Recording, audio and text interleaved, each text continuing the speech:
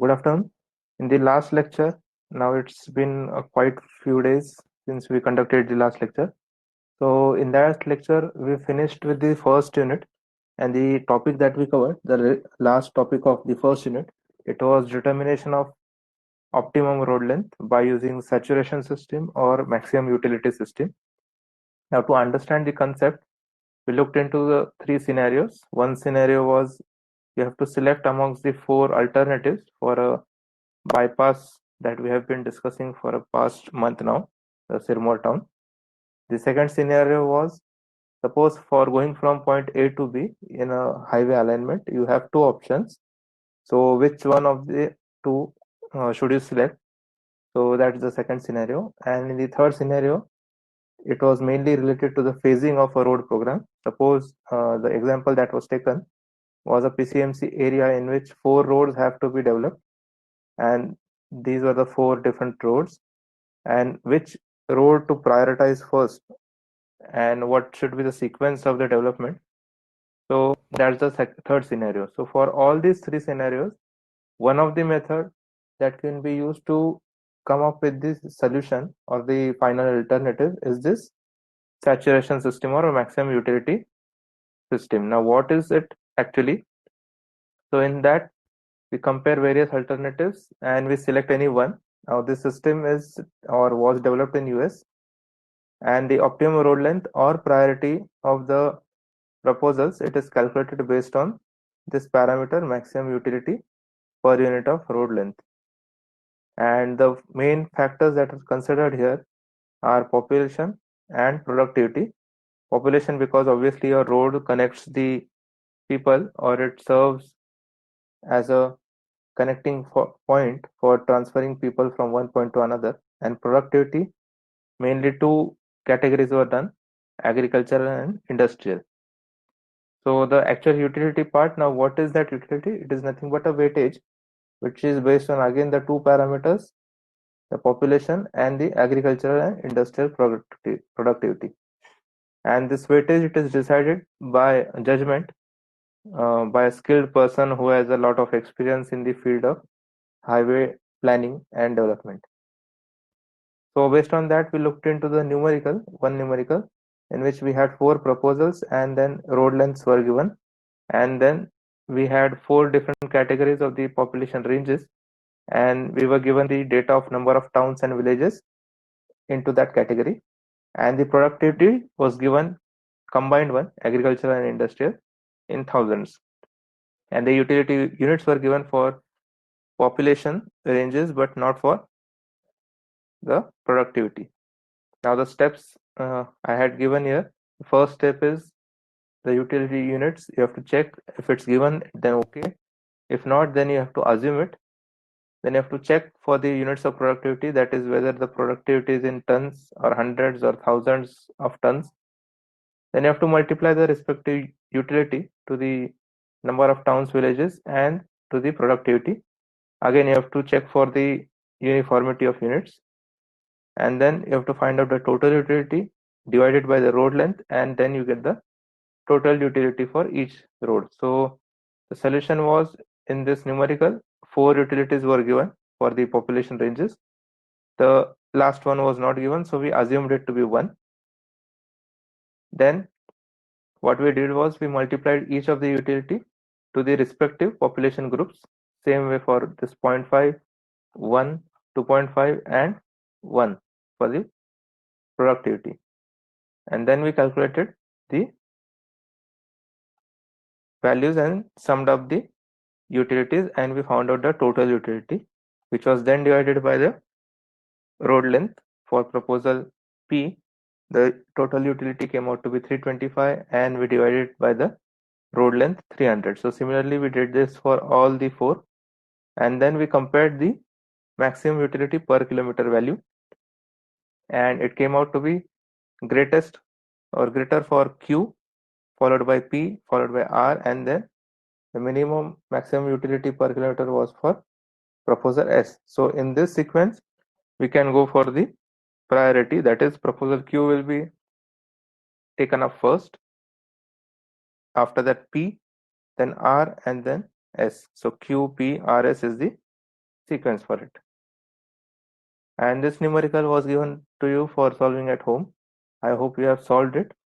So in this, the only variation was they had not given two values related to the utility of population ranges, and I told you that since the utility is given for this 2000 to 5000 group, which is 1, so obviously the utility less than, for population less than 2000, it will be less than this 1 value, and for population more than 5000, it will be more than 1.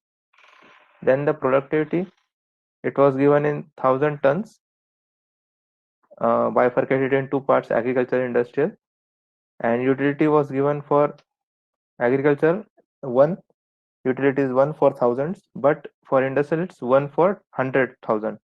So here the value of utility is in 1000 tons, and sorry, the value of productivity is in 1000 tons, but the value of utility is in 100 tons. So either you have to convert this utility value to 1000 tons, that is multiplied by 10, or you convert this productivity to 100 tons, that is divided by 10. So in that case, you have to find out the sequence. So if any one of you have solved this, so let me know in the chat box what was the sequence for this phasing, or which road was to be developed first depending on the numerical. And then this was the topics given for self-study. So that will remain as it is. So here we had completed the first unit. Now I'll not start with the second unit today, but what I'll be doing is I'll be covering a small topic or 2-3 topics which I feel like they are important from the student perspective or learning perspective, but unfortunately they have not been added in the syllabus uh, to avoid the bulking up of syllabus. So the first topic, there are 3 slides just, and in each slide I've given this that it's not in syllabus, but whatever is it that I'll be teaching you today, so that's from the field experience and not in the textbook. So generally highway project, when we say, so highway project, almost all of you must have seen at any point of time construction of a road going on. It may be a highway or it may be a city road also, but generally a highway project, it's, we call it a highway project, but under that we have different categories or 8 different types of project that can be called as a highway project. So the first one is new highway project, that is the green alignment. Now this term you might have heard when we were discussing the bypasses for Sirmaur town. So green alignment, as in there is no road, no existing road. So no existing road, but you have to plan a road. But you have to plan a road, and that planned road, it will go through green alignment, as in it may go through agricultural field, it may go through barren lands. The land can be government land or a private land.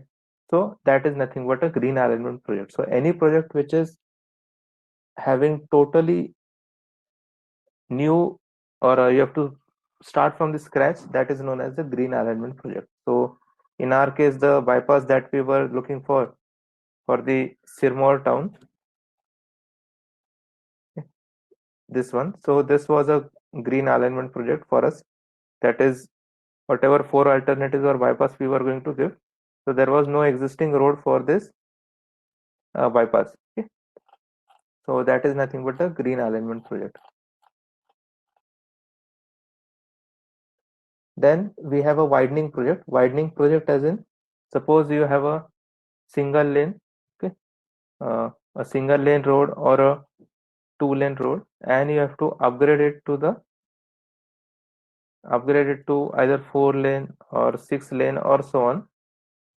So that type of project comes under the widening project. Now in widening project, what is done is generally, suppose this is the cross section of the road.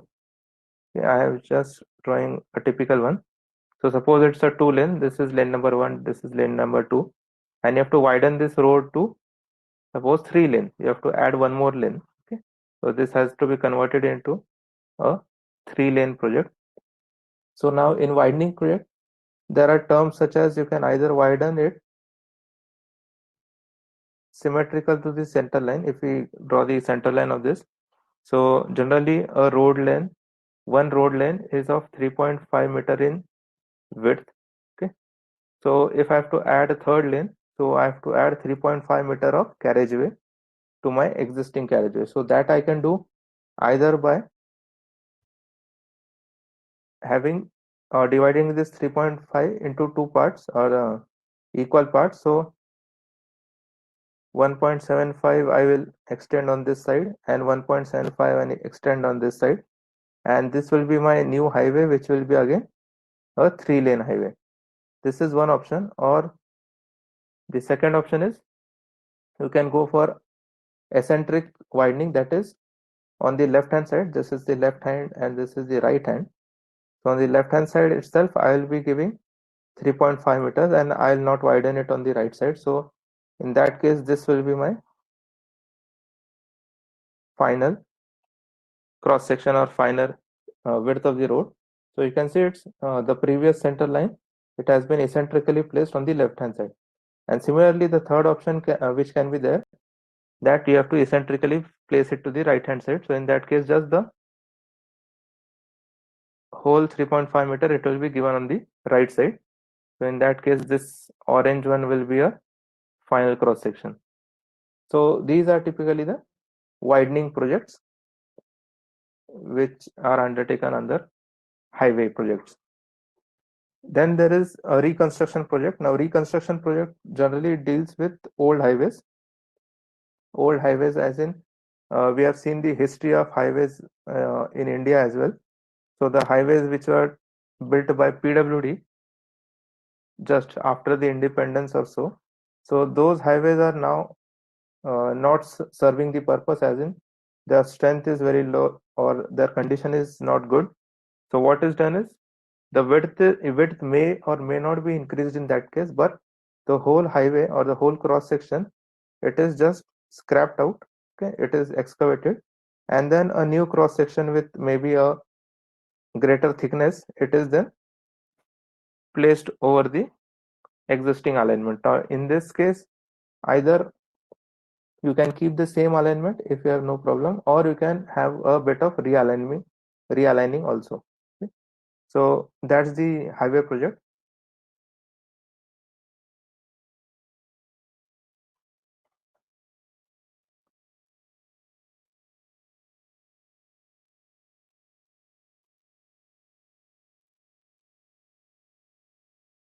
Then the next is a combination of these two, that is reconstruction plus you have a widening. So this is the case that you have old highways, but now they are not in good strength, as well as they are not serving the traffic which is intended. So the traffic has been increased, so it is incapable of taking the traffic. So in that case we go for reconstruction and widening. So it's a combination of the above two.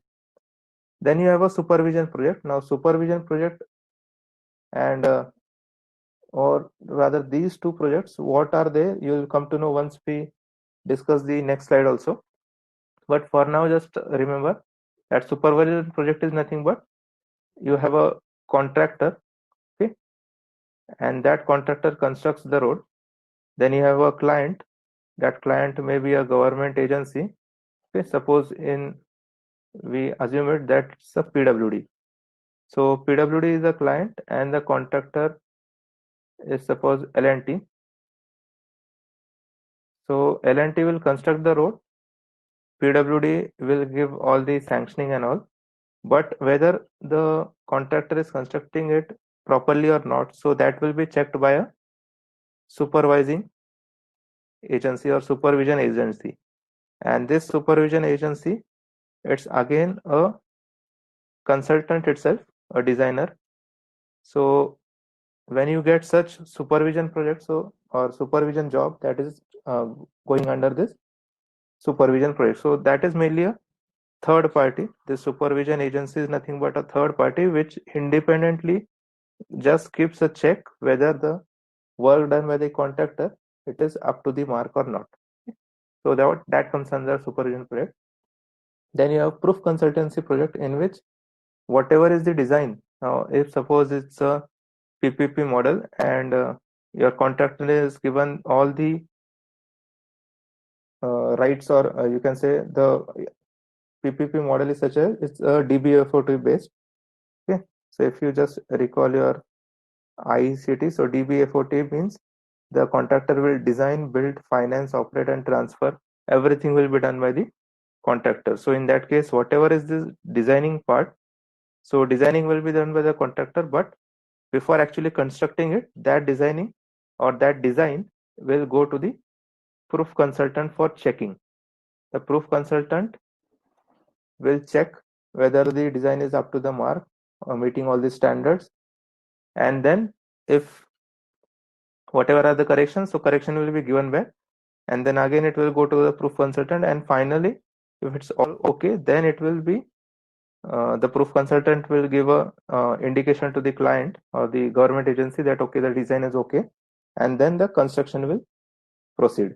So that is a proof consultancy project. It is nothing but just like a proofreading. What we do, suppose writers, they write a book, so before actually publishing it, they give it for proofreading, so that to know whether there are any mistakes or not. So similar way, the design which is prepared, so that is given to the proof consultant to check whether there are any mistakes or not. Then you have a quality project or a road safety audit project. Okay, now this you might have covered in the audit course of road safety management. Road safety audit is nothing but existing road or the road under construction. Safety audit is done, as in from the safety point of view, what are the measures taken? Are they sufficient or not? So that is checked. So that's a road safety audit. Okay. It can be also a technical check or a quality check audit. And the last one that comes in this category of type of highway project, that is a forensic investigation. A forensic investigation is nothing but suppose a road which has been already constructed, but it has failed, okay, and it has failed prematurely. Prematurely means it was supposed to serve a period of suppose 5 years, but in 2 years itself it has failed. Either the top layer has failed or it has cracked. So that is nothing but failing or premature failure. So if that road is failed prematurely, so what is done is investigation is set up, just like in any crime scene. If there is a crime, so there is an investigation. So in the same way, if the road is not, if a road is not performing up to the standard within the design period itself, so investigation is done.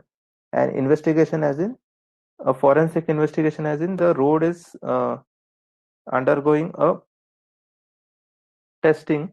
It may be a destructive testing or a non-destructive testing. So the testing is done, and then the evaluation is done, and then the cause is found out, that why it has failed prematurely.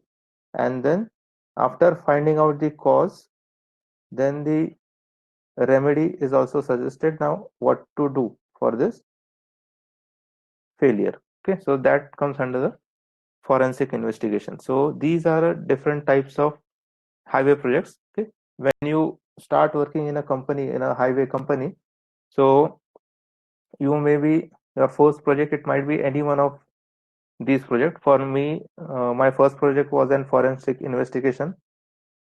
Then uh, then you get to work in all these projects when you go on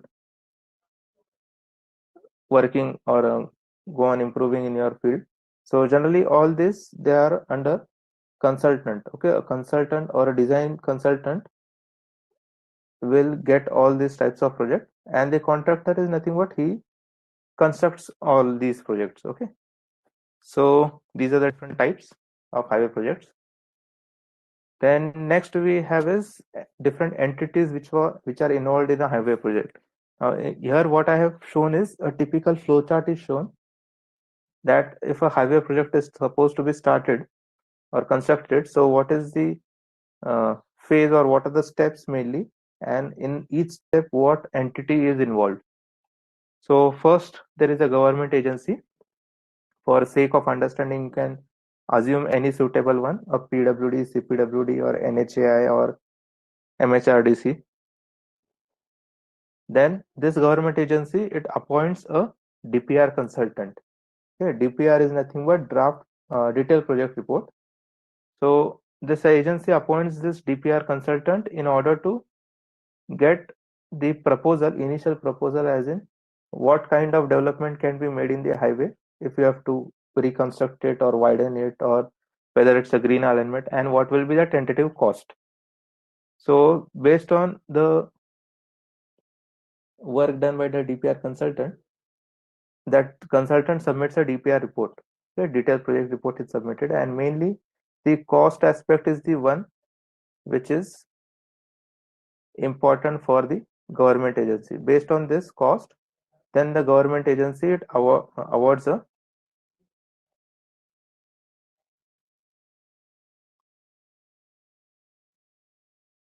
based on the cost which you get from the DPR, the government agency awards a tender, okay, keeping this as the base cost, and then the tender is awarded to the contractor who has the lowest bid, or there are other technical terms involved. Generally, nowadays in highway, we have two qualifying criteria for a tender. You have a technical qualification and you have a financial qualification. Okay, so the contractor has to score in both the categories, technical as well as financial. Now, once the contractor gets the project, or that is, he comes to know that okay, this is the highway that he has to construct. So what it does is, suppose it's a PPP model, so all the money will not be put by the contractor himself. So there will be a financing agency.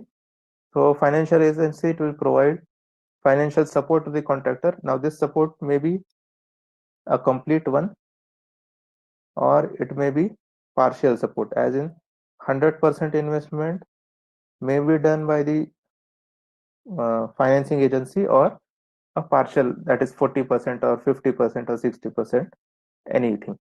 Okay, so generally the banks, the private banks or the government banks, or the World Bank and Asian Development Banks, those are the financing agencies. Now once this tier, this government, these three components are identified, entities are identified, then comes the second tier. What is done is, government, along with this contractor, it appoints an independent engineer or a authority engineer. Now both are having same duties, but only the names are different. If it's a PPP project, so we call it an independent engineer, or if it's a EPC project, then we call it as a authority engineer. Okay. Then the contractor, on his part, he appoints two entities. One is the design consultant and another is the proof consultant. Now proof consultant, it is directly appointed by contractor, or a government agency may appoint proof consultant. It depends on project to project. And the financing agency, it will also appoint a lender's engineer. Okay. Now why financing agency is appointing a engineer or a consultant? All these categories what you see, independent engineer or authority engineer or a design consultant, proof consultant, and lender's engineer, all these are consultants, okay, highway consultants. Now each one of them has some role, but particularly this lender's engineer, what's the role of this is, the financing agency is going to provide financial support. Suppose 100 crores or 50 crores. For example, we say that it is financing 100 crores in the project. So 100 crores is, it will not just give away like that. Okay, that contractor will say, okay, I need to build this road and I need 100 crores. Even if the contractor is going to repay the 100 crore, but the financing agency checks whether actually 100 crores is required for the project or not. So for that checking purpose, this lender's engineer is appointed. Okay. Now what is done is, the design consultant designs the project, designs the highway, the structures, all the foundations, and all the entities in the project, and then that design goes to the proof consultant for checking. As I told you, if the proof consultant approves it that the design is okay, then that goes to further AE or IE. authority engineer or independent engineer, depending on type of project. What authority or AE or IE does is it again checks the designs. Okay, so in the previous slide what we saw, the proof consultancy project, that is where this proof consultant comes into picture, and the supervision projects, that is where these two entities come into picture. So if your company is appointed as a IE or AE for any project, so that's a supervision project for your company. Okay, so the design is checked at designer's end, it is checked as proof consultant's end, and it is also checked at the AE or IE's end. Okay, so three checks are there, and also a check is done by the lender's engineer before it proceeds to construction. Then if it's okay, then it is the design, it goes to the contractor, and then finally the construction of highway takes place. So what we see on field is just this entity or this phase of highway project. We never see all these things. So these all things are involved. You get to know these things once you go into that field. So as a common person, we only get to see this construction of highways.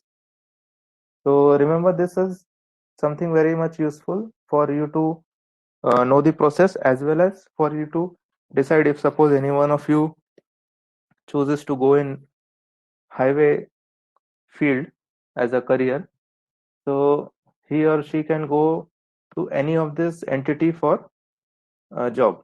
Okay, generally the DPR consultant, IAE, design consultant, proof consultant, and lenders engineer, they are the same, they are the consultants. Okay, so you can either go to the consultant for a job, or you can go to a contractor for a job. You can also go to the financing agency for a job. Banks also require engineers so that they can appoint lenders engineer, or you can always go into government agency. So this is the flow of a typical highway project. And the last thing that we'll be discussing today is phases in highway project. So once, now what I have shown in this slide is the different components or the parties which are involved in a highway project. Now this slide is same. I have just given it in the flowchart form that what step comes first. Okay, so these are nothing but the steps related to the highway project. So first there is a EOI given for preparation of DPR. EOI is nothing but expression of interest. It is a form of a tender itself. So the government agency will float a EOI, and whoever consultant, he is expressing the interest to do the DPR project or DPR consultancy will fill this EOI, and then it's awarded and the DPR is prepared. Then based on the cost in this DPR, the tenders are called, and then there is a competitive bidding. Again, competitive, I told you there are two categories. You have a technical and financial bidding. So you have points, so you have to score in both the things. Then it's awarded to the deserving candidate or the contractor. Then the contractor approaches the financing agency for the funding. Financing agency agrees to it, and it appoints its lender's engineer. Then the contractor on his part appoints design consultant and proof consultant. Then the designer prepares the design drawing, submits it to the proof consultant. They check it and submit it to the IE or the AE. And then if the checks are okay, found in order, then it is passed to the contractor for construction. So this is just a flow of the processes. The ones I have discussed here, the same I have just given it in the flowchart form. So these were the three things from my side that I wanted to discuss today. That one is the types of highway project, what all different types of highway project are there. Then what are the different entities involved in a highway project? So that we have discussed. And the last one is same, the phases in the highway project. So what are the different phases or the steps in which you go for a construction? So that's all for today.